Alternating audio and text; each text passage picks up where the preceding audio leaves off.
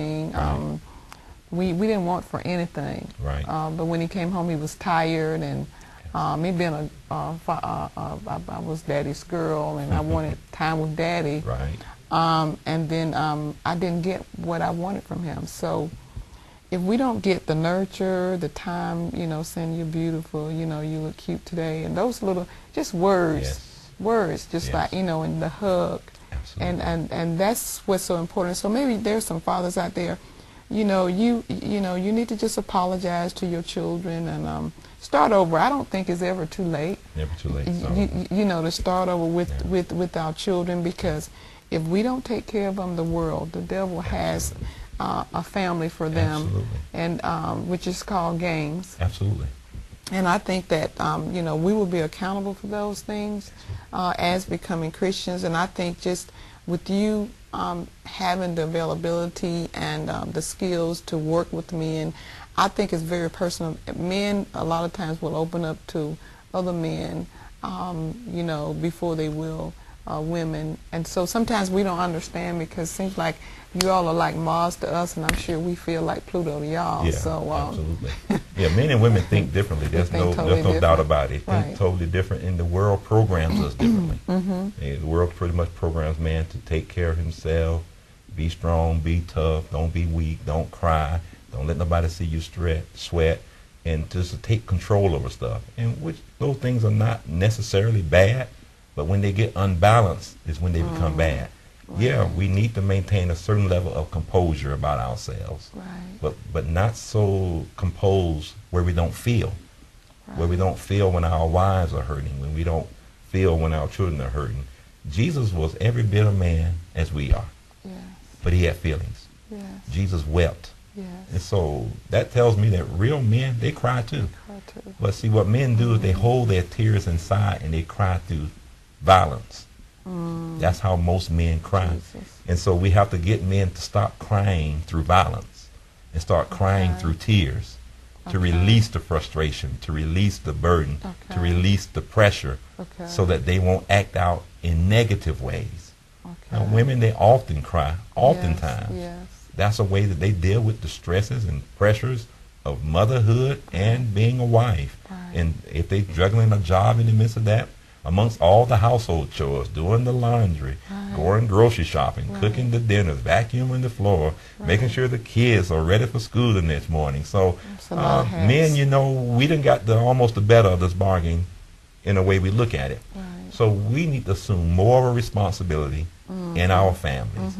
More responsibility. She's not the only one who can learn how to fold clothes. You can learn how to fold clothes too. That way she can concentrate on maybe the dinner, and so she can be a little less stressful. And that then when you get your time with her, she won't always have a headache for whatever reason or another. Always feeling like, we can't enjoy time with each other because she's so stressed out about all the responsibilities, all the duties she had throughout the day. So again, we can set that tone then. We have a men's fellowship that we're looking at starting as well, called Men of Honor.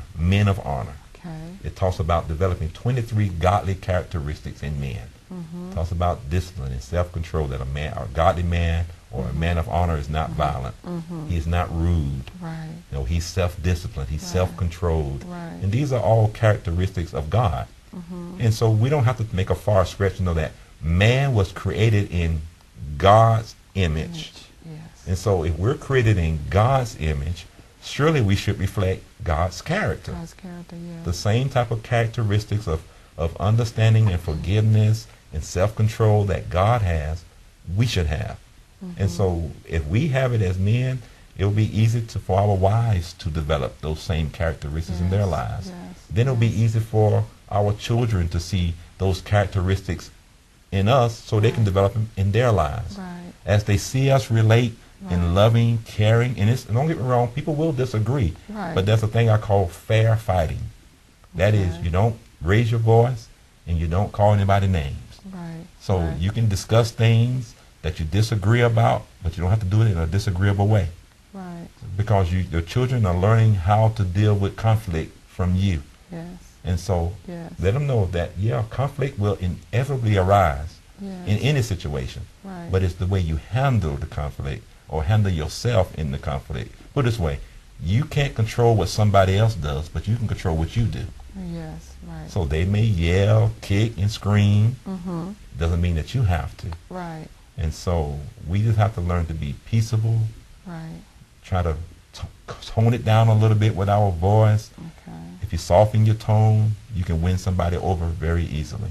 Right. So these are all things that we try to help men first learn, because again, the reason why I start with men, because God started with men. God started with men, yes. God started with men. Yes, yes. But then God knew man was incomplete without a woman. Right. So men understand that God is completing you. Right. Your wife is a completion of you. Right. All right. She's not your property. She's a completion of she's an extension of yourself. And the more you love yourself, the more you'll be able to love her. Right. And so that's why it's so important that we get it. But contact us. These courses, all what I'm talking about now, they're available to you online. Yes. I'll make them available to anybody in the listening audience, online, tuition free. You can just contact us at the information you'll get at the end of this broadcast. Go to the school website, sign up, complete the enrollment form. Let me know that you heard it, you heard the broadcast, and I'll get the courses to you at absolutely no cost at all. Because this is what we believe in doing, empowering people, rebuilding people's lives, restoring wholeness into people. So we're not here to take, we're here to give. And I pray that that would be one way of us showing you what we're about in this community. And so, and there may be pastors or men who need to have someone to talk to.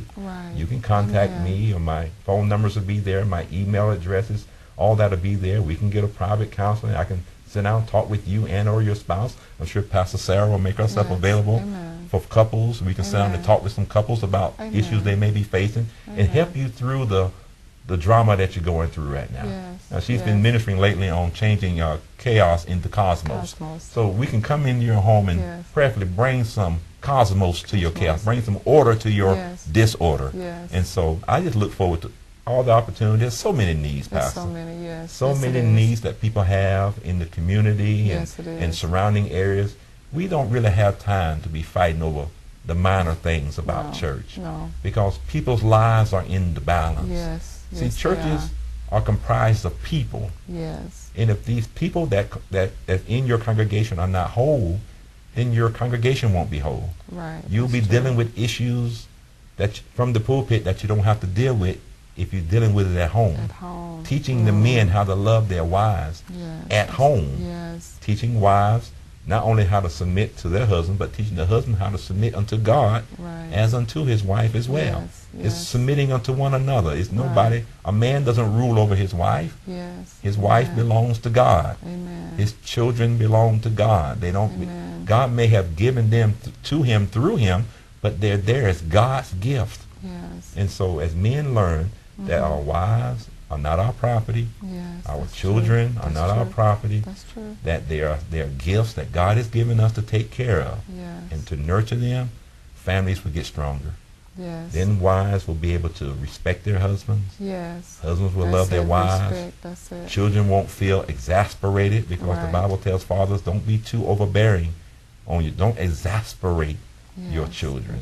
So all these issues are dealt with in this course called Marriage and Home. Because, and I like the fact that it's titled Marriage and Home, because most marriages can be fine when they first get married. People are happy. People are happy on the day of their marriage. In most cases now, some people, it may be a little different, but most cases, people are happy on the day of their marriage. But the problems start once they get home. And so that's why we have to focus on what our attitude is at home. That's what the cell church, that's why the cell church functions like it does. It focuses on what happens at home. Not the smile you put on your face when your friends come over, when you go visit the family members, you know, you putting on your smile because you don't want them to know what's going on with you. The kids are, when you, as soon as the dad put his kid in the door, the kids suck their teeth and go in their room and close the door. You know, kids do love computer games, don't get me wrong, but that ain't the only reason they go in their room and shut that door. They're trying to stay away from all that negative attitude, all that negative spirit. They're trying to find a place where they can just go into virtual, listen to what I'm saying, a virtual reality. And that's what these computer games provide for them. It provides a new reality for them that's different from the reality in their other life, and they can be anybody they want to be in this game. Because real life, they have no control over what's happening